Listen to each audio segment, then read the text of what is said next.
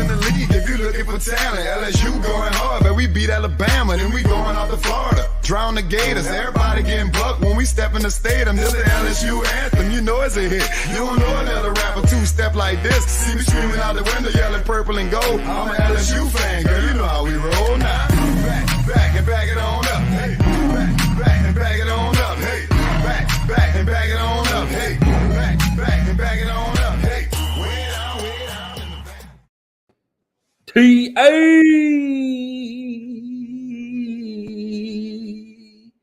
We're back. Let's go. Let's go. It feels like it's been a hot minute. It has been. All right, Zach, I'll go ahead and tell them, okay? It has been a hot minute. We know it has been. But let us explain, let me multiple reasons. So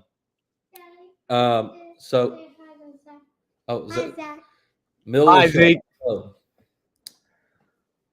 right. Anyways, so I have moved from Arkansas and back to the SIP, baby. Back to the SIP. I am now in East Mississippi. I graduated college. We had been discussing on the show that I'd been in school and we were going to be finishing school. And we promised we would get back into routine once all that happened. Well, it has happened, and it all has transpired throughout the holidays and into the new year. Moving, starting a new job, all of those things have transpired. Therefore, you have had the delay in shows, but we are back and better than ever. And I'm looking forward to getting back into a routine of shows, Zach. Sure. There's very clearly, a lot to discuss since we've been gone. So, but yeah, yes, we got a lot to cover. McKenna and I have finally settled in, got the boxes unpacked, Zach, and kind of getting in routine, got Zeke into school today, all those things. So we're back, though. We're back, and I'm excited to be back and get back going with our shows because I have missed it. I love doing it, love talking LSU, and I've been itching to talk about what all has been transpiring. Yeah, because I'm gonna tell you right now, I am stoked. I am stoked about the future of LSU football, of our recruiting, the classes that are being built for the future. Oh, yeah. Man, you even look into the class of 2026, not just 2025, 2026. This LSU team with Brian Kelly at the helm, with this new staff, is going to be an elite recruiting staff. And Zach, you now have a massive – you now have a kingdom that is now no longer in your way when it comes to Louisiana recruiting and recruiting in general. A massive empire is no longer – I mean, we're talking Roman Empire has fallen, no longer in the way, right? Okay. So the future is bright, and I've been itching to talk about it, Zach. So I'm glad we're back. For sure. And to add on top of everything you had going on with school and moving and the new job, on top of that, I had my schedule change at work as well. And many, many nights was not getting home until 9 p.m., 10 p.m., just working extremely late because of some turnover at our job. And luckily, we've had some stability now and still working a lot of hours. I'm working like close to 60 hours every week, but the shift is a little bit more normal now. So we're able to kind of get back to routine here with our shows and good timing too, as football had kind of ended when everything we started, stopping and getting a little inconsistent there. And then obviously we've been able to make all the changes with you and with me as well at my work. And so anyways, all of it was a mess, but we're here now. Football ended. It was a good transition between football and basketball to kind of go through that time period. Now we've got basketball full swing, but it's perfect timing as well because we are less than a month away from LSU baseball. Let's go. Let's go. So it's good I cannot timing to think be able of to be back and discuss LSU sports. Yes. Absolutely. Absolutely. I mean, things really are kind of jumping right now in the sports world. They really are. I also want to say this briefly because we have a lot of other things to talk about. So I don't want to hang up on this too much, but I am full sell pulling for a Detroit Lions Super Bowl win. I'm all in. I'm kind of with it too. I'd be fine with. I wouldn't mind the 49ers winning. They've won enough. The Lions have never won. Yeah, I'm kind of with you on that. Let's go Lions. Yeah, I'm totally pulling up. All right, so we got 3 segments as we always do. We're going to talk the staff turnover. Obviously, massive staff turnover from this previous year. Defensive staff in particular clearly needed to be overhauled, and Brian Kelly overhauled it and has been absolutely killing it with the hires that he has made. We will talk transfer portal because, Zach, there are a lot of recruiting. And recruiting, but there are a lot of people sleeping on our most recent transfer portal addition. He literally, CJ Daniels was listed as a top 10 transfer portal player today by On3. Top 10 players to be in the transfer portal. It's coming to LSU as a wide receiver, and we're just kind of, glazing over that. Like we didn't just add one of the 5 returning 1,000-yard double-digit touchdown receivers. One of 5. Yep. Coming back to college football next year is CJ Daniels. He's come to LSU Tigers. And if you did not watch what happened with Garrett Nussmeier, I'm pretty excited at the addition of CJ Daniels. That little, Nussmeier Daniels hookup may bring a little tear to the eye. That name will be forever in infamy with LSU, Jaden Daniels. So that Nussmeier Daniels hookup next year is going to be nice with Kyron. And, of course, also Xavion Thomas, the other addition from the portal, Aaron Anderson. I'm drawing a Chris Hilton. That's who I was thinking of. So, and we'll give you some basketball update. The men's basketball are, in my opinion, Zach, are overachieving and I agree. Zach, we talked about this. I know it's been a while, but we talked about this on our show. We talked about it. About how people were not giving Matt McMahon the benefit of the doubt, and you're starting to see it, and people are also were also just completely ignoring his recruiting because they had written him off. Yeah, they were not giving him the benefit of the situation after one stinking year, and he was dealt the worst hand in college basketball last year, literally the worst situation in college basketball last year. He had like a couple months to put together a roster from 0 scholarship players, and he put a team together, and that's really all you had. So this year really feels like year 1 where he's got some solid players, and they're going to be competing in the SEC, and they already are. 3-2 start is very positive. Could have easily been 4-1. A little disappointing. We'll talk about that with what happened with Texas A&M. And, of course, the women's basketball is rolling as well. They did lose recently, but have bounced back pretty well in the previous 2 games. But I'm excited about the future of men's basketball in particular, and we'll go into detail with that. So, Zach, let's hit it. Staff turnover. Okay, so obviously the defense was horrible. Awful. Literally, one of the worst defenses we've ever seen LSU put on the field. Literally. So their changes had to be made. And, of course, there was debate. Will Matt House be retained? Will they just change the position coaches? Yada, yada, yada. Well, as you know now, all that's out the window. They're all gone. They all go. I absolutely love it. It needed to happen. And it's very evident. It's very evident that Matt House did not have a great relationship with these players. And so it needed to happen. If he ain't got a good relationship with the players, you got to wrap it up. It doesn't matter how good a coach you are. Well, Nick Saban's a pretty good coach, and I know there's some players he didn't get along with, but Nick Saban still got along with a lot of his players and treated them with respect and had their back majority of the time. But if you ain't got it with your players and you ain't cutting it, you got to go. You got to go, man. So I'm glad that it happened. And Zach, what are your thoughts on the hires? Blake Baker, obviously, is your new DC. Thrilled about it. Bo Davis, massive. Corey Raymond, and the surprises, Zach, in Kevin Peoples. Yeah. Yep. Now, Jake Olson, I think, is the one where everybody was like, oh, okay. But I still think it was a solid hire.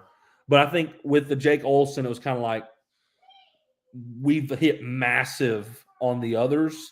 So, and it also felt like it was Brian Kelly or maybe Scott Woodward allowing Blake Baker to choose his safeties coach, and he brought Jake Olson in from Missouri to his first on-field position at the Power 5 level. So we'll see how that plays out, but I really like the other additions. So what are your thoughts? Well, obviously, we all wanted to see a change. We all wanted – I think the majority of the fan base, if not all of the fan base, wanted to see major change. They wanted to see House gone. As you mentioned, it became evident through videos and conversation on social media that Matt House not only was coaching the worst defense ever in LSU history, but he did not have a great relationship with the players, which became very evident. And I think that was a big factor in having to make these moves. Correct. So ultimately, an entire wash of the defensive staff. And, I think on top of every LSU fan wanting to see House and other staff members gone, another thing was almost every single LSU fan wanted to see Bo Davis come in and Corey Raymond come back. Yeah. Right. And that's what happened. And it was huge because, initially there were reports that released that Bo Davis was going to stay at Texas, that he had been heavily pursued by LSU and had made a decision to stay at Texas. And so it looked kind of bleak. And then boom, Bo Davis is coming to LSU. And that was that is going to be the biggest I believe even with the Corey Raymond hire, I believe that is going to be the biggest hire of this offseason by far. Not even the coordinators. And I think that's the biggest hire. Even it's an A+, including the it's an A+ hire. Probably the best defensive line recruiter and defensive line coach in the country. And to be able to get the godfather of DBU back as well. And I know there were some mixed feelings between LSU fans. I completely disagree with those people that don't think that bringing Corey Raymond back was a good idea. When you produce the amount of talent, recruit the amount of talent, put guys into the NFL the way that Corey Raymond has done, I don't know how you can argue that. I mean, good grief, we're talking Mo Claiborne, we're talking Pat P, we're talking Tyrann Mathieu, we're talking Ed Reed. I mean, Jackson. Dante. I mean, the list goes on and on and on and on and on. And so, I mean, Stingley Fly. I mean, dude, it's just, it's almost like a never-ending list. And so, like, for those of you that think, I don't, Reagan, just keep going. For those of you that think it wasn't a great idea, I just got to say I disagree, and I think that's a lousy take, to be honest. Yeah. But I think you get an A- hire in Corey Raymond because there obviously was not because of Corey, but because of kind of there was different crowds there. And the word on the street was the way Corey left was a little like set the bridge on fire kind of way. Yeah. Is the way I understand it. And I'm not saying that's true. I'm not reporting that by any means. I don't think we're saying anything crazy. Like, we're not sourcing anything. Like, I'm just saying it sounds to be like he kind of burned some bridges on the way out. And then coming back was a little hard for some of those people who had experienced that with Corey. But a lot of the staff did that. I mean, kind of just set the bridge on fire when everything was blown up. But at the same time, I'm like, you really kind of have to take that with a grain of salt, I feel like, because the situation was horrible. Yeah. And also, Corey Raymond, when the DC position came open under Ed Orgeron, wanted to be the defensive coordinator and was not considered. So, and then a first-time defensive coordinator, Durante Jones, was hired. And so there was a lot of things that was going on that you're kind of like, okay, I understand why he was upset. You know what I mean? Yeah, like, correct. And then he lost his job. I mean, he lost his job. So you kind of got to look at the situation and say, okay, I get it. Like, that was rough. But here's a fresh start. We got a guy at the head of everything in Brian Kelly who's going to have everything secure, having this thing running like a well-oiled machine. And you apply someone like Corey Raymond to that machine who can recruit the way he recruits and coach the way he coaches. The results speak for themselves with Corey Raymond. They really do. So I love the hire. I would say it's A minus as well. Yeah, outside of those two, you know, when you look at the other guys that they hired, Jake Olson, Kevin Peoples, as far as assistants goes, the Kevin Peoples one surprised me, but I think it is a very encouraging because you think about what Bo Davis is going to bring to that defensive line, and now you bring in a defensive coach that has specialized in edge rushers, and you can just imagine all the LSU fans are thinking, please put Harold Perkins. Please put him and Harold Perkins together and work on that, which I believe they will. We'll see what happens with Jake Olson because, you know, obviously Corey Raymond, you know, he was coaching both units. And then obviously there was a little bit of a change there in 2019 or 2018, 2019, where they added, you know, another secondary coach to specifically coach safeties. Yeah. And I know that also the rumor is that you know, that kind of rubbed him a little bit. So now he's going to have to walk into another situation where he's going to have to share the responsibility of the DBs with another coach. You know, we'll see how that goes. What's interesting is in the official release, Jake Olson was named safeties, but Corey was not named cornerbacks or DBs. He was named secondary coach. So you may be over it with Jake being especially correct. I'm focusing on the safeties. That's right. I think that's how it's going to play out, the way you just said it, that he's going to work with both groups. But in terms of, like, you know, your drills and whatnot, Jake is probably going to be working with them, doing drills and things like that. Yeah. And also Brian Kelly has always had their safeties and their DBs coaches split in his tenure as a coach. He's always had it that way. So I don't see any reason to change what he's been doing. He's won a lot of games. But I think with that title, it kind of says something. So I think he's going to be over all of it and have his hand in both pots. So, but Zach, the Blake Baker hire, I wanted to talk about that a little bit. Yeah, me as well. The Blake Baker hire is everything that Matt House was not. I agree. That's exactly what I was going to say. It's everything that Matt House was not. You have heard the cries of the former players. Well, maybe not the cries, the cheers of the former players at the hire of Blake Baker. Blake Baker obviously was on staff when Ed Orgeron was here as the linebackers coach. The dude coached Damone Clark the year he led the SEC in tackling, won the Buck. Damone loved him, called him family. Loved him to death. Every player loved him. You see former players retweeting the hire, love the hire. Blake Baker is a player's coach. He's a player's coach. He's young. He's energetic. And he's a great recruiter. And he is a pressure-sending type of defensive coordinator, which we all love. Everybody loves when the defense is getting at the quarterback And Yeah. that's the style of defense that Blake Baker plays. It's a very get after the quarterback, pressure heavy. I think Blake Baker is going to have an absolute field day with utilizing Harold Perkins with stunts I hope and so. different looks and sending them on a blitz and paired with West Weeks. I guarantee you're going to see West Weeks this year. You mean Whit Weeks? Whit Weeks. You are going to see Whit Weeks this year. You're right. You are going to see him and Harold and Greg Penn and like this hire is massive. It's a massive hire alongside of the position hires that you made is going to be, in my opinion, an incredible pairing across the defensive side of the ball. And I'm very pumped to see it.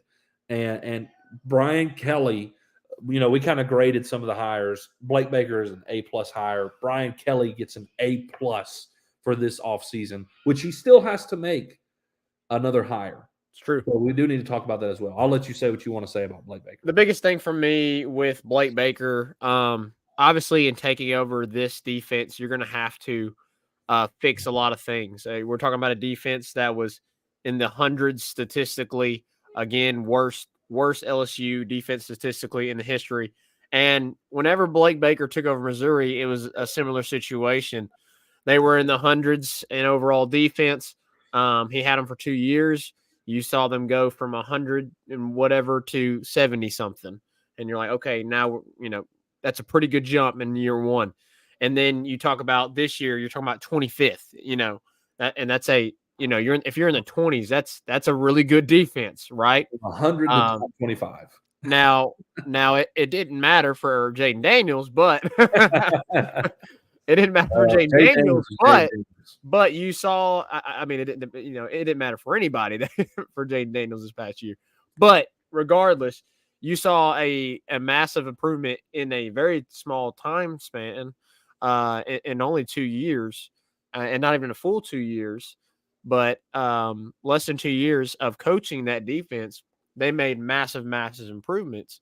Yeah. And let's not forget, Missouri doesn't have a Harold Perkins, right? No. Missouri doesn't or have Deshaun Womack. Missouri doesn't have a Deshaun Womack, right? No. There's some players that Missouri doesn't have, right? They're going to be unleashed. Yeah, the dogs let off. It's fixing to be insane. So I really love the hire. You mentioned already about the players loving him. That was one of the biggest things for me is the players support him. They love him. We saw that from past LSU players, current Missouri players, current LSU players that were really excited about him. So yeah, I think overall, as you said, it's an A+ hire. Maybe A. I mean, because some people are going to say, hey, we want to see it on the field. Let's see the results on the field. So maybe you go A. Or A- instead of an A+, and wait to see, if it becomes an A+ higher. But obviously, Reagan, on the flip side of the ball, while we were also gone and not able to record any podcast, Mike Denbrock moves on and becomes the offensive coordinator at Notre Dame. So now LSU is left with the decision of who they're going to get to replace him. And I got to be honest, Reagan, I have an opinion on this, and I don't think we've talked about this, just me and you face-to-face or over text or anything like that, but I do have an opinion about this, and I'd like to get your take. I am fairly certain that LSU is going to promote Joe Sloan. Yeah. I think the offense looked really good. I mean, when you had Cortez Hankton and Joe Sloan being co-offensive coordinators, it still worked really well in the bowl game with and you got to think that was with a lot of the team that you're going to have this year. Yes, Malik played the first quarter and a half or whatever it was. Yeah. He got the record and then sat got the record, then he was done. And yes, Brian Thomas was playing the whole game and obviously had a phenomenal game, but I mean, most outside of BTJ and the little bit of the Malik you saw in the first half, that's the team you're going to see next year, right?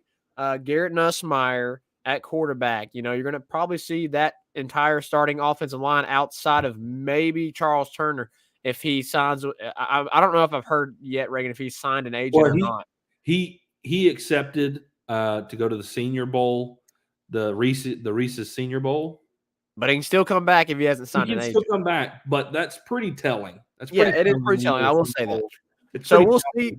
But most likely, you're going to be having at least 4, probably 4 of your starting. I mean, and DJ Chester has looked phenomenal at center as well this past year. So, I mean, and then obviously you're going to have Kyron, and you bring in CJ Daniels, which we'll talk about here shortly, and you bring in Xavier Thomas, who has been one of State's best wide receivers in extreme danger in the return game. So, and then of course you got guys like Chris Hilton, who a lot of people think is a diamond in the rough and somebody that can really pop off now that there's nobody really in the way of him. Yep.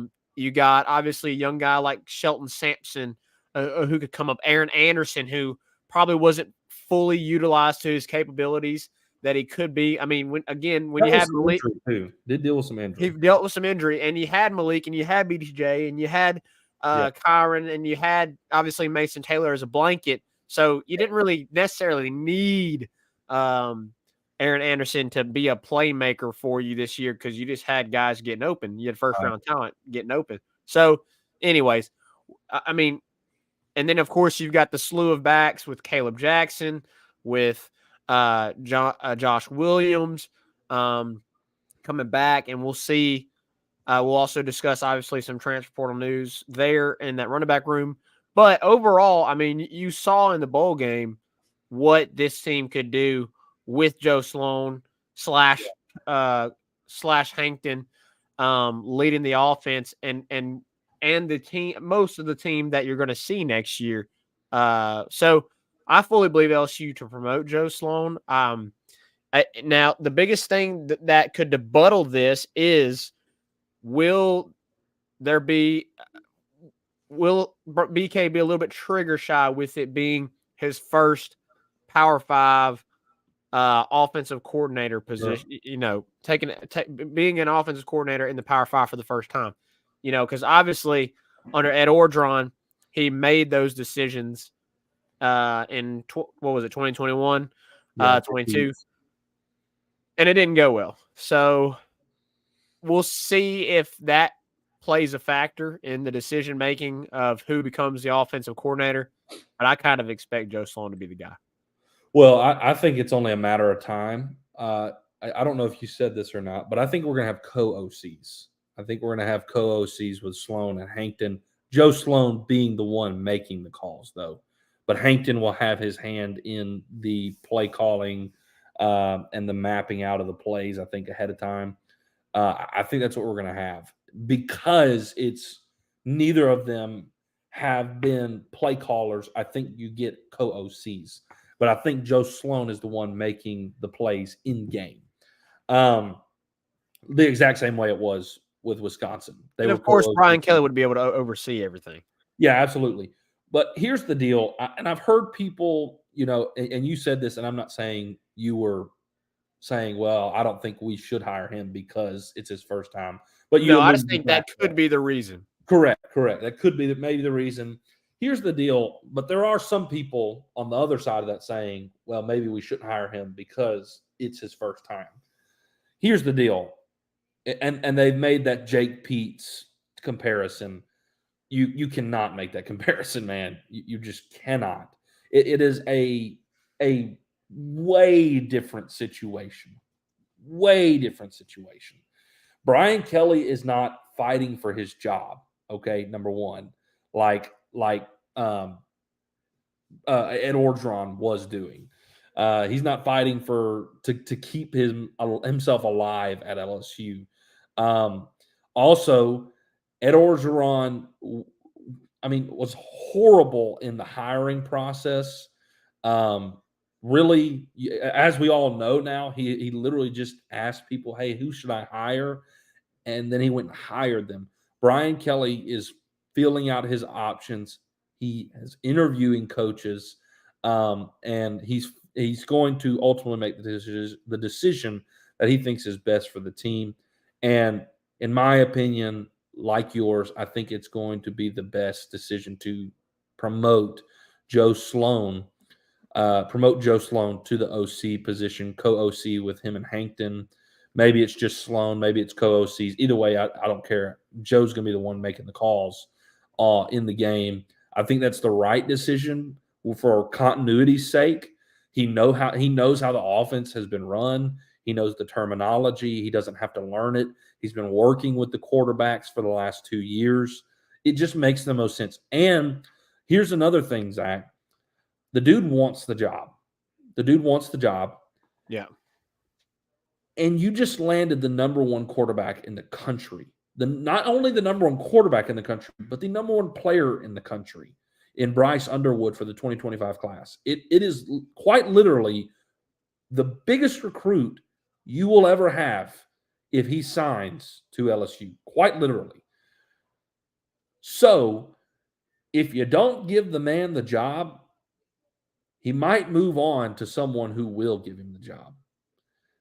And if he does that, I'm not saying this would happen, but I would fear for us losing Bryce Underwood because Joe Sloan was the point man on landing him. He was the point man on Bryce Underwood. And that's a very good point you make. So I ain't risking losing him. I mean, Bryce Underwood is a Jaden Daniels waiting again, like literally. He may not win the Heisman or something, but he's going to be incredible. And we need him to stick with LSU, sign with LSU. So in my opinion, I'm keeping Joe Sloan for many reasons, and I think it's the best way to go. Ultimately, I think it is the way you go. I think that they would have already announced something if that wasn't the way they were going. That's just my opinion. He may still be filling out his options. Totally fine. But ultimately, I think it's going to be Joe Sloan. So that's my thoughts on that. Reagan, who is some options, let's say that LSU doesn't go the Joe Sloan route. Honestly, you haven't heard a whole lot. You haven't heard a whole lot. And that's why we have these opinions. But that's right. All things considering, who are some names that you can think of maybe that honestly, we can consider if the Joe Sloan route isn't the way that LSU goes? Honestly, I haven't even thought of names or looked at names because the whole time I've kind of been behind Joe Sloan. One that you would think you would look for is Tommy Rees, Alabama's OC. Obviously, Nick Saban moved on. He was Brian Kelly's OC at Notre Dame. He was also Brian Kelly's quarterback at Notre Dame before he was his offense coordinator. Went over, was OC with Nick Saban for a year. Now he's moving on. But I don't think that's happening. It looks like the Cleveland Browns are about to hire Tommy Rees as their tight ends coach. So that's really the only option I would think they would be looking at. I was also going to say, oh man, what's his name? I can't remember his name. I'm not going to sit here and try and think of it. But Washington's OC, but that's already been announced that he's going to Alabama. So I really don't know, where we would turn to. We haven't seen any names floating around. We haven't seen any names been talked about. So I think ultimately it'll be Joe Sloan. But that's where we're at, I think. And I agree. So we'll just have to wait and see. We're obviously not 100% on that. We're not coming out here saying that that's what LSU's doing, that they're going to hire Joe Sloan. No, it just feels what's funny is me and you have not even talked about that. Like we just sat here and agreed with each other, and we literally, we can be honest with each other and with y'all listening and watching. We have not discussed that. We have not discussed that. Yeah. So kind of cool to see we both agree there. So I think moving on, Reagan, from the coaching, obviously there's been also a lot of changing with recruiting and the transfer portal. Obviously in recruiting, there's you mentioned it earlier, landing Bryce Underwood, number one player in the country, number one quarterback in the country for 2025 is a massive, massive ordeal.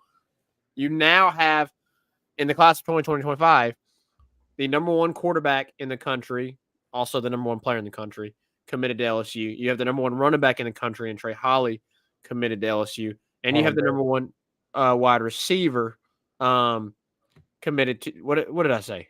Trey Holly. Oh, my bad. Caden Durham. Sorry. Not Caden Durham. Not Caden Durham. Harlem Berry. Harlem Berry. Sorry, dude. Caden Durham's 2024 running back. They run together. They run together. But You're all right. You're all LSU running back, so it's okay. Yeah, I mean LSU's in good hands, right? LSU's in good hands. Sorry, number one quarterback in Bryce Underwood. Let me just restart. Number one quarterback in Bryce Underwood and number one player in the country. Harlem Berry, the number one running back in the country, and DeCorian Moore. I got that one right. The number one wide receiver in the country for 2025. So ultimately, man, 2025 looks like it's going to be a dangerous class. And you have Keelan Moses, who is very vocal and very out there like, hey, I'm going to be the leader of the class. We are going to build something. Yeah. And he even went as far as saying greater than the 2019 LSU football team. That's a big statement. It's a big statement. So we'll see. Whoa. But you like the hype. You like the hype. You like the motivation. So absolutely. I mean, Reagan, you can mention some others, Reagan, but I mean, that was what I really wanted to hit on. I mean, good grief. You got the number one players in all the skill positions on the offensive side of the ball coming to you in 2025. If you're able to stick with them, if you're able to sign all three. So we'll see. Yeah. And I ultimately, I think here's the good thing. I think you do keep them all. Bryce Underwood is really down to Michigan and LSU. And LSU fans, it's looking really good that you're going to sign Bryce Underwood because you already got him to commit to LSU. Now Jim Harbaugh is on his second interview with the Los Angeles Chargers. He's already interviewed with the Falcons. It looks like he's headed for the NFL. So not only is that transpiring, but they also took another quarterback in the 2025 class.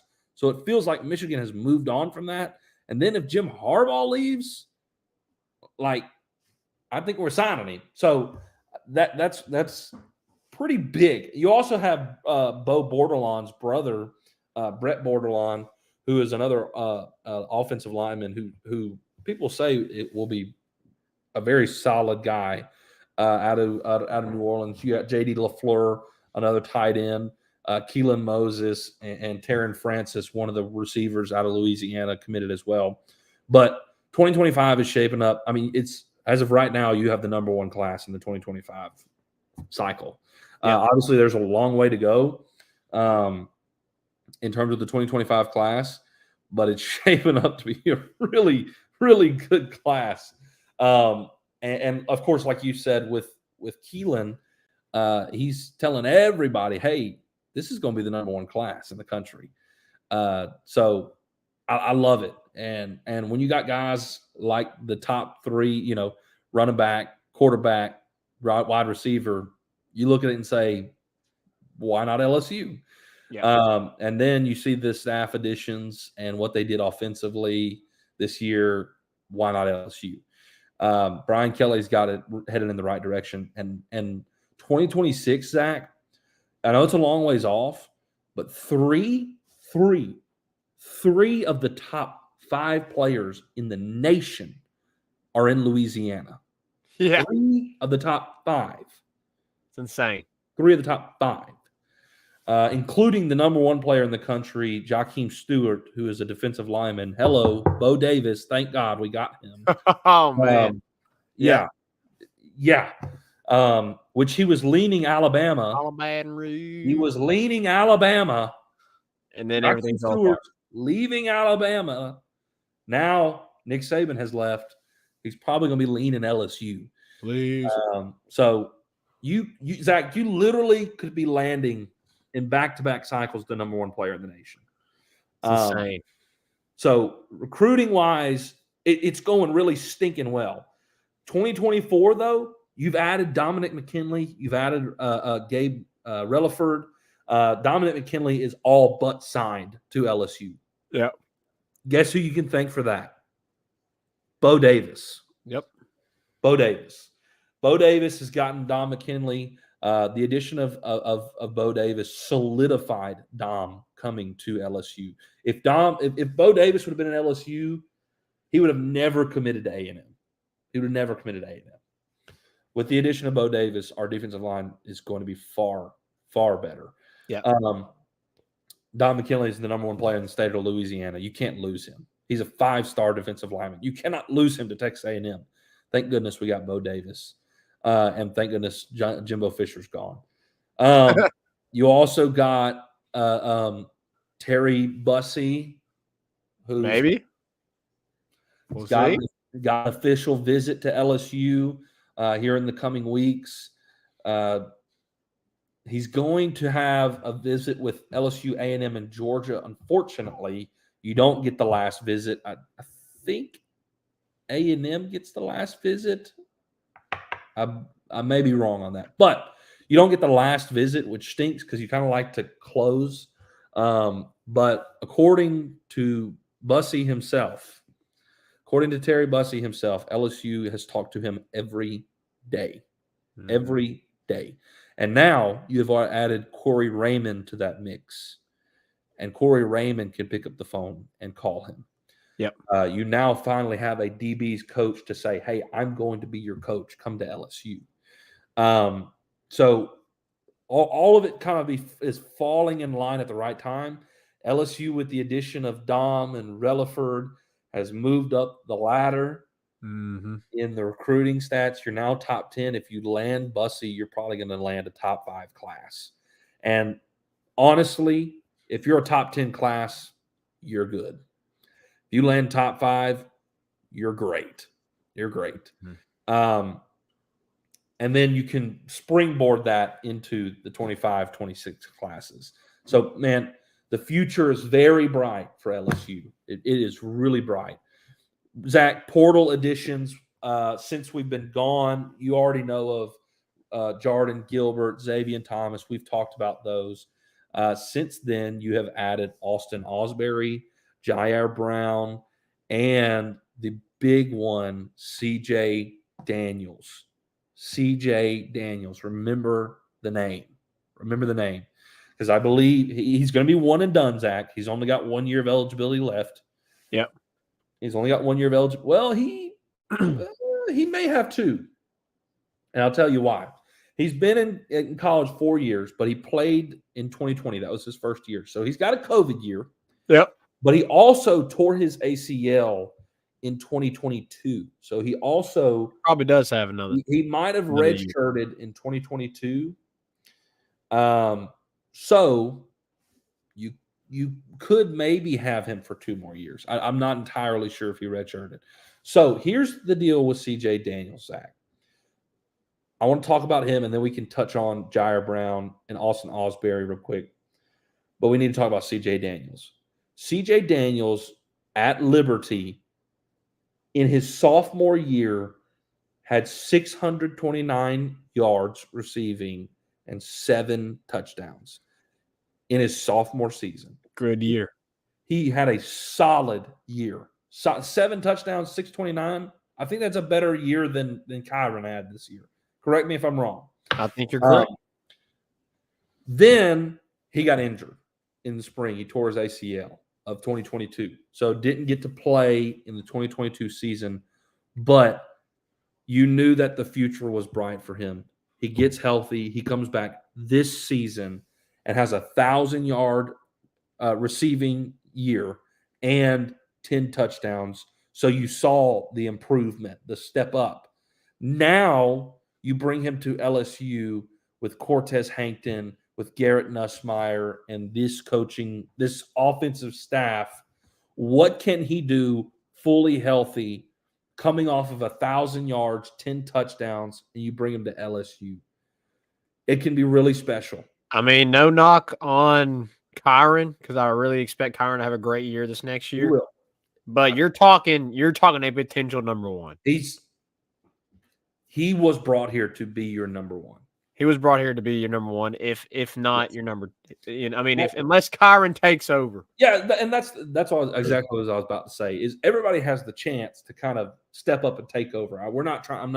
I do not want to take that away from Kyron at all. Like and just say it's C.J. Daniels, but the dude's coming off 1,000 yards and 10 touchdowns. The potential is all there. It's all there. He's going to be in the mix. Man, 6'2", 200 pounds, big, physical. Like he's built like Brian Thomas, but Brian Thomas has a little bit more height on him. So like he's a guy who's going to go up and get the ball. Yeah. Contested catches. I've been watching his film. Can make the contested catch. Can get up and get the 50 ball. Like great receiver, man. And as of today, is listed as a top 10 player out of the portal.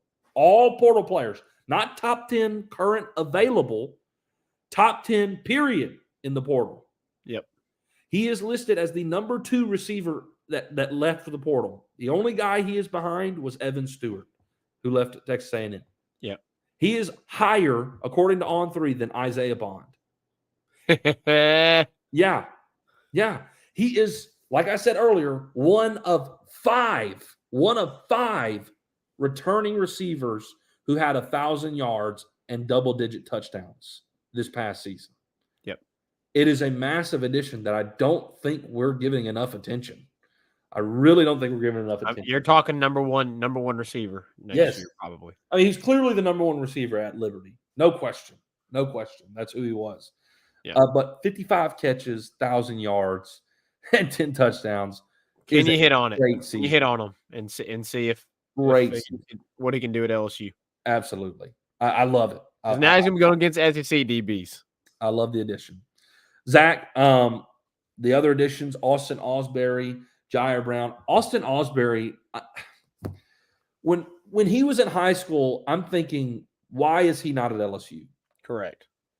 we all remember his recruitment. Like, his dad makes the LSU football schedule. What is going on? Why is this kid not at LSU? Like, your dad literally makes the schedule. Your dad is the reason we are playing USC and UCLA next year in the same season. Like, why are you not at LSU? I'm not saying I'm upset about that. I'm just saying that's a big deal. Like, his dad is the reason we're playing USC in Vegas next year to open the season. And he's not at LSU. I get, maybe some kids, they want to forge their own path. They want to forge their own path. I get it. But the kid was at U High. Like, so you needed a safety. You added Austin Osbury. He was a freshman. He was at Auburn. He played some, nothing crazy. Really, I think what you're getting out of Austin Osbury as of right now, this may change in the offseason, may change with some coaching. He may step up. Every player has that chance to take a step up from the next year. Yeah. But as of right now, I think he's a depth piece. He could change that, but to me, he's a depth piece. You also added Zach Jair Brown, New Orleans native, from Ohio State. That's 2 DBs now you got from Ohio State. That's correct. You got 2 DBs from Ohio State. So I love the addition. I think you needed one more. In my opinion, I wish we would have gone after one more safety, a little bit more higher name safety. But you know what? The portal's not over with yet. I'm not saying we're still looking, but the portal is still open. We still could land somebody if need be. Zach, I think the one other thing we need to talk of in terms of portal is our losses. The biggest surprise of the portal class is Lance Hurd. It's Lance Hurd. He committed to Tennessee. Bottom line, we could talk about it all we want. We talk about all we want. But to me, he's not starting next year. He's not guaranteed. Let me say that. He's not guaranteed to start next year. And he wanted more NIL money. Simple as that. Maybe he can go to Tennessee and start immediately and make the NIL money that he wants to make. The dude was making NIL money at LSU, and it wasn't like he was hurting for NIL money. But 5-star recruit, he's seeing what people are doing in the portal, hits the portal, sees if he can get the number he wants, and goes. That's the college football we live in these days, guys. It really is. That's what Lance Hurd did. That's exactly what he did. Yep.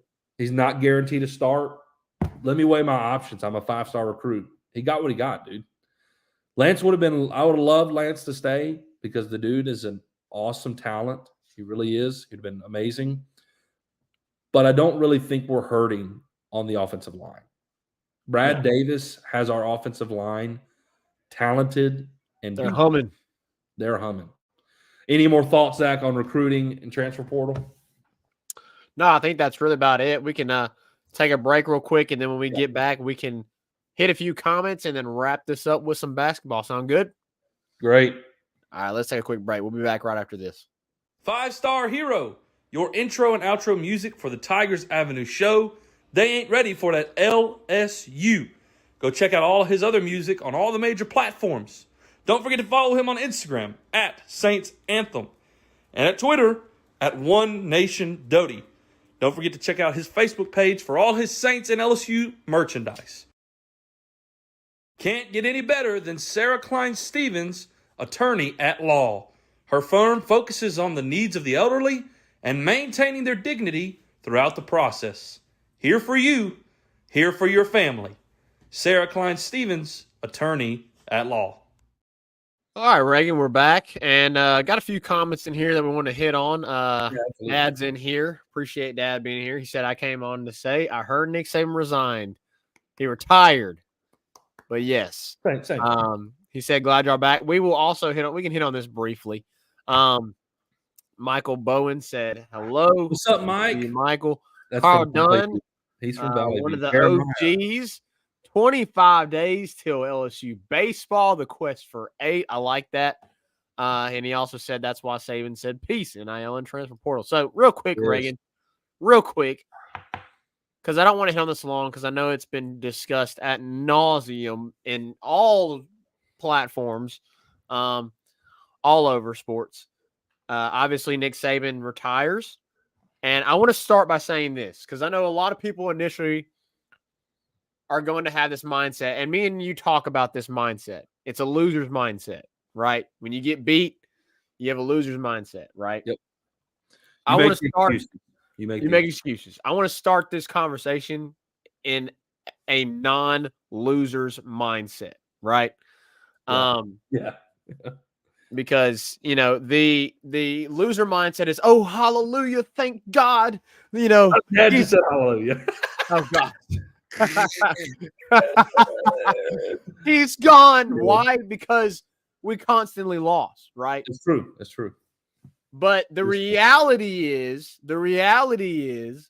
that Nick Saban is the GOAT, and you have to acknowledge that. He is. And so instead of sitting on here going, oh my God, thank the Lord, he's gone. Now you don't have to suffer any longer. I'm going to sit here and give the man his respect. Because he deserves every bit of the respect. He is the GOAT. Dad's leaving the show. He's leaving the show. Yeah, you know. What are we talking, Reagan? Seven national championships. 6 at Alabama. Yeah. 6 at Alabama, 1 at LSU. Nick Saban is the reason LSU is what it is. Nick Saban is the reason LSU came out of the ashes of the grave and became a power in college football that can compete for national championships and is second in national championships in the pack, you know, since the 2000s. So, I'm going to give the man his respect. There will never, ever, ever, ever, ever, ever, ever be a coach like Nick Saban. I ain't saying there ain't ever going to be a coach that wins, you know, 6 national championships, 7 national championships. I'm not saying that. I'm saying there will never be a coach that is like Nick Saban and forge the path of college football and had such domination and built a dynasty. I mean, and the character and all those things, everything that is Nick Saban, everything that he has done, every success he has had, there will never be a coach like Nick Saban. And we, as LSU fans, yes, I agree. It is exciting. It is exciting to think, wow, our biggest hurdle ever It's gone. and it's gone. But I have to give respect. Respect is due. And Nick Saban is the reason we can enjoy LSU football in the glory days that it is living in right now. So I give the man respect. On the flip side, hallelujah. Hallelujah. Praise God. Man, dude, you think back to it started in the beginning of 2012 when Alabama went into the Superdome and they beat LSU 20-1-0. And then we had to sit and wait for almost a decade. Almost a decade for LSU to win. It had to take Joe Burrow and him being greatest team ever. And the greatest, it took Joe Burrow and the greatest team ever to barely beat Nick Saban on the road by 5 points, and eventually going to win the national championship. I mean, even that season was so great, but you know, going to the Bama game, you're like, please, we've suffered. The one thing, get that. We have suffered for almost a decade. Please just beat Bama. That's how Arkansas and Mississippi State are going to be this coming year. Yeah, they're all going to be like, please, can we beat Alabama? Please. Look, Nick Saban, 16 straight years of 10 wins or better. 16. Insane. It's unbelievable. But it's gone. It's gone. Zach, yes, Saban is gone, and that is awesome for LSU fans. It's going to be great. But let's talk about, Zach, a little bit basketball to wrap things up here. Where do we want to start? On both ends. Where do you want to start? I mean, I'll do women's because I think I'm probably a little bit more closer with the women's team, and you're probably a little bit more closer to the men's team, vice versa. Sure. I did love for the women's team. Let me tell you, fans. I really, obviously 3 games ago, LSU went to Auburn and they took a loss, their first loss in the conference, second loss of the season. And honestly, that just looked like a team that went into a buzzsaw. Listen, this LSU women's team, we have to realize what they are facing week in and week out. When they go on the road, they are going on the road and facing record crowds every time. Yeah, I must have every time. 6 times. Because of Kim Mulkey and because of the show and all the famous players. I mean, you got Hailey Van Lith, Flau'jae Johnson, Angel Reese, who are all top 3 top 1 in the top 100 of NIL. Yep. And are extremely famous on social media. Yep. You have Kim Mulkey with all of her glitz and glam and, obviously a phenomenal women's head basketball coach. So you put all that together along with the defending national champions, and you have what you have now, which is teams, LSU showing a lot of support and traveling a lot to these games, but also the opposing team wanting to come and watch them try to beat LSU. Because when you have, the stars and the really great head coach, and you've got national championship now in your bag, people are going to want to beat you, and they're going to give you their 100% best. Absolutely. And that's what happened against Auburn. You went into a buzzsaw because that arena is arguably, in my opinion, in the SEC, I believe it's the hardest place to play. I think in the SEC, I'm not saying in college basketball, I'm saying in the SEC, I think Auburn is the hardest arena to play. 100%. And we saw that again with the men's when they traveled there. That was the one game in the SEC that they haven't competed. Called the jungle for a reason. It's called the jungle for a reason. So I know people were upset about the loss to Auburn, but they were in front of a record crowd. They were in the jungle. We also have to remember that LSU doesn't have a lot of depth. They really don't. You have your starting five, and they are the Fab Five, and they are phenomenal. But outside of that, you have Last Poa that comes off the bench as a backup point guard. You have Alea Del Rosio that comes off the bench to back up, the bigs, back up Angel. And outside of that, that's pretty much it, right? Losing Samaya Smith hurt. It hurt. Not having Samaya Smith is what's hurting this team right now. And yet, yes, they are playing through it.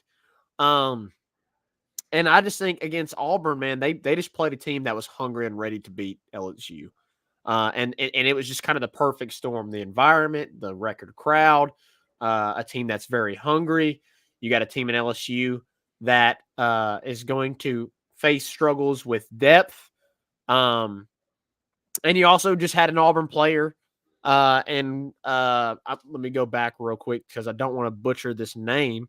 They said her name so many times. Yeah, they said her name so many times. So let me just go back real quick and I will do its due diligence. Scott Grayson, Honesty Scott Grayson. Yeah. She just went off. She just kind of went off and had a game. Former Kim Mulkey player at Baylor. So I'm not overthinking the Auburn loss too much. Because then you saw LSU come back and they struggled a little bit in the first half against Bama, and then they just completely dominated Alabama in the second half. And then you saw them completely dominate Arkansas for all 4 quarters, from start to finish. You had a little bit there in the second quarter where they struggled a little bit, but because I think Arkansas went on like a 16-5 run or something like that. So LSU women's looks really good right now. The biggest concern is depth. That's the biggest concern. For sure. I'll say this, Reagan. I think Flau'jae Johnson in this part of the season here in the SEC play, she has impressed me the most. She had a slow start to the season in non-conference, and now she just seems like she's really turning it on in SEC play. And you're starting to see the SEC Freshman of the Year that she was. Obviously she won the Freshman of the Year last year, and you're starting to see that. Michaela Williams looked great these last couple of games. She looks poised to potentially be another Freshman of the Year candidate for LSU in the SEC. Anissa Morrow, I've mentioned at times, has been extremely dominant. Her ability to hit mid-range jumpers is phenomenal. Yes. Yeah. Angel Reese, obviously, has just been Angel Reese. She's a double-double machine. And then Haley Van Lith, you've seen Haley Van Lith kind of take a step back in her role. At Louisville, at Louisville, they very much relied on her to score. And here at LSU, you see more of her duty to play as a point guard and facilitate the offense and get assists. And she's done that. And yet she's still averaging over double-digit points a game. And then this past game against Arkansas, she had a great game. I mean, everybody did. Everybody did. When you scored almost 100 points on an SEC team, everybody gets there. So we now set up, Reagan, for the biggest matchup of the season, for sure, of the regular season. South Carolina, number 1 South Carolina, undefeated South Carolina is going to be coming to the PMAC to face LSU and the defending national champs. So obviously this is one that South Carolina is going to want, and they're going to be extremely hungry for, because obviously they didn't win the national championship last year, and LSU did. But also LSU is going to be hungry for this because South Carolina is one of the only 2 teams that they lost to last year. Yep. And Tennessee being the other. So this game is going to be insane. It's going to be prime time ESPN.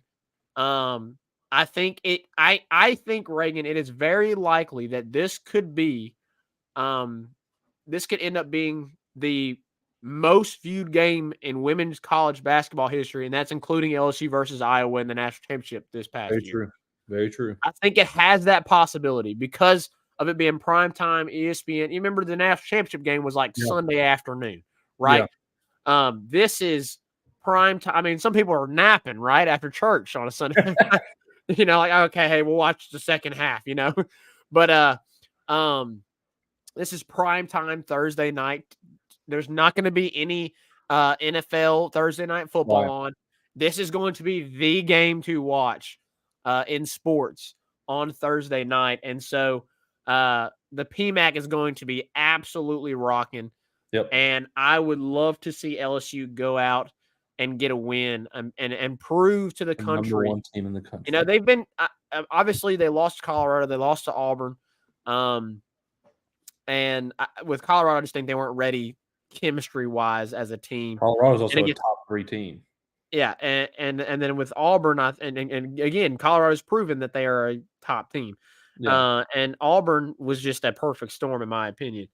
So this is a chance for LSU to get to prove to the national media and to the fans, hey, look, we are here to compete this season, right?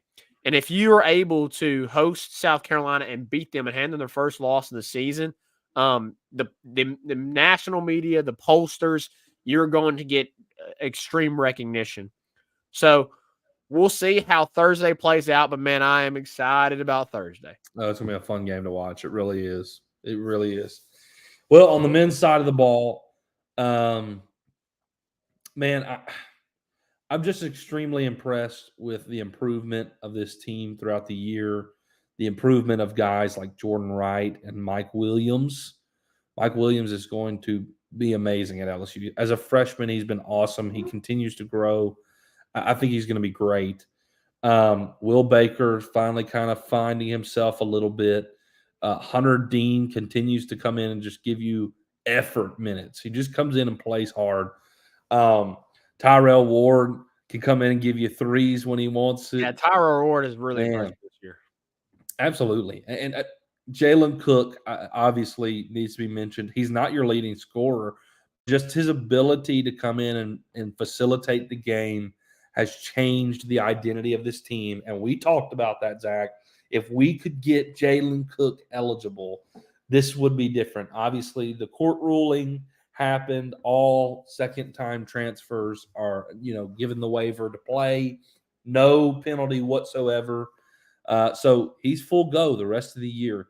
And the difference that he has made is evident, and it's been awesome. Really would love to see his 3-point shooting improve, Jalen's. But overall, the overall look of the team is better. Our defensive effort has been phenomenal. They're active on the defense.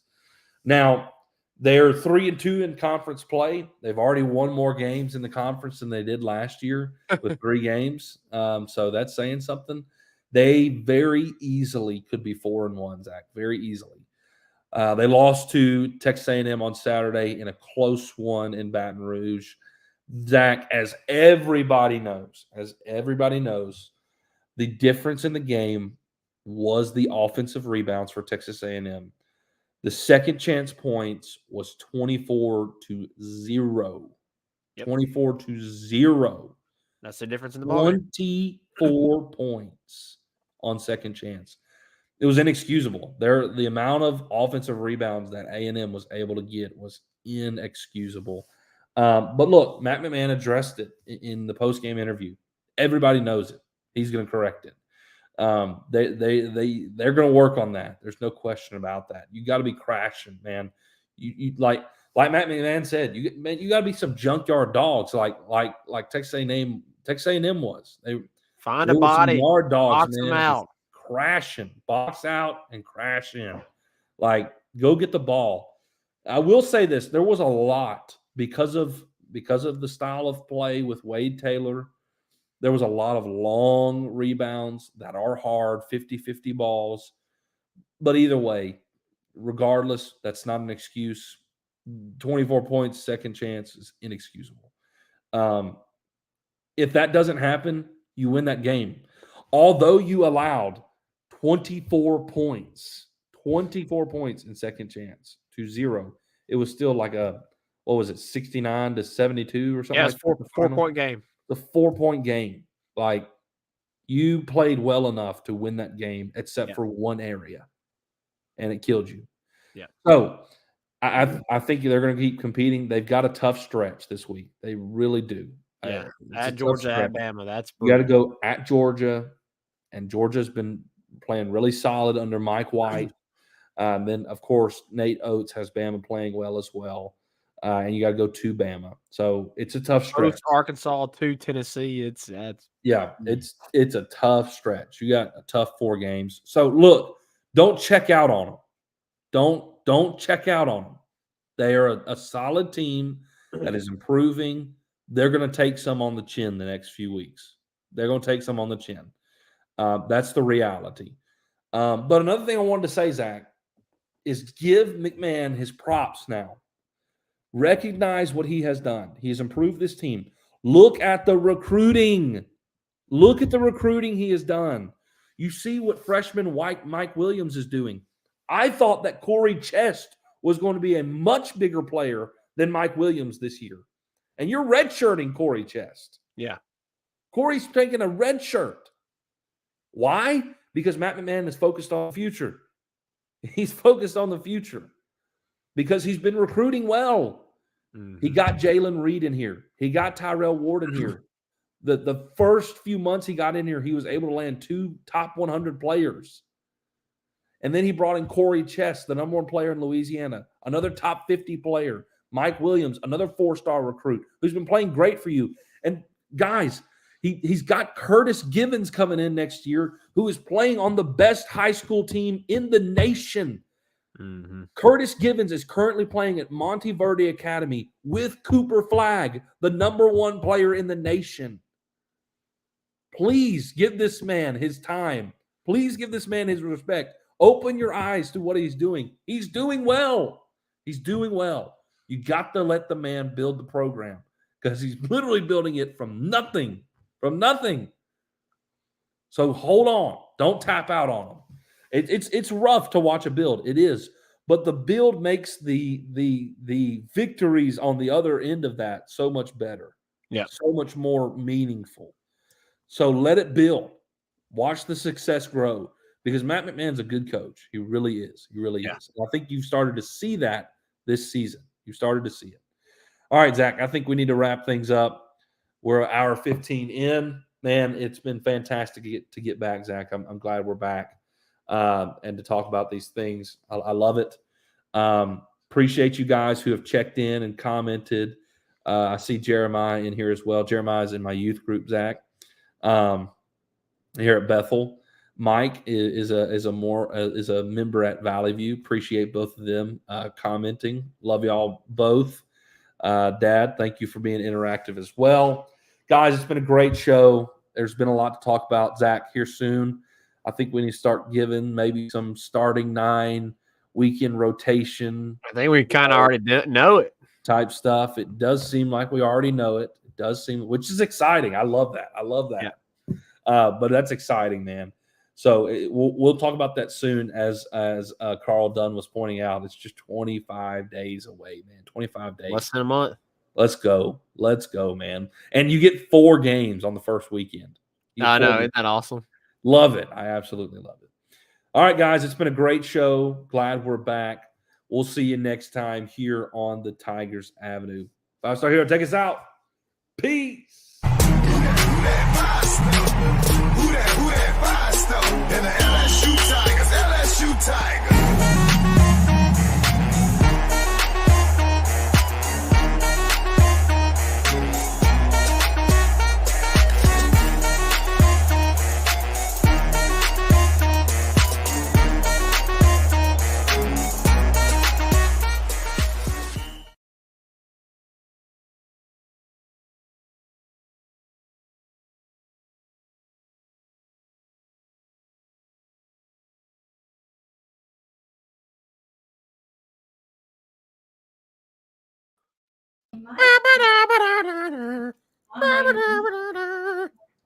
I'll square you up, cool.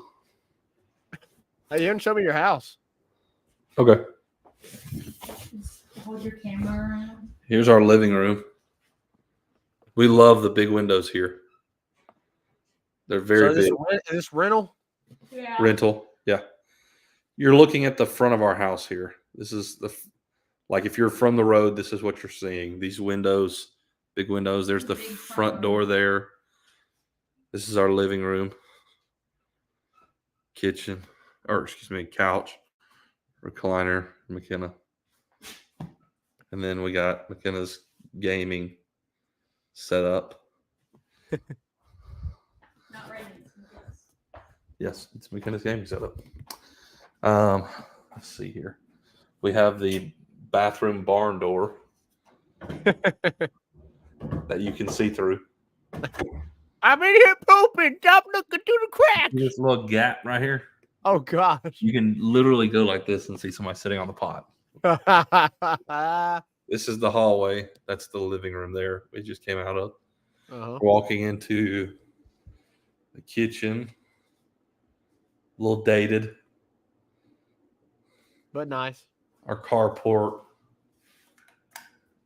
is right here. That's our laundry. That's where our laundry is at. They go Okay. outside. Yeah. Not ideal. Not ideal, but it's okay.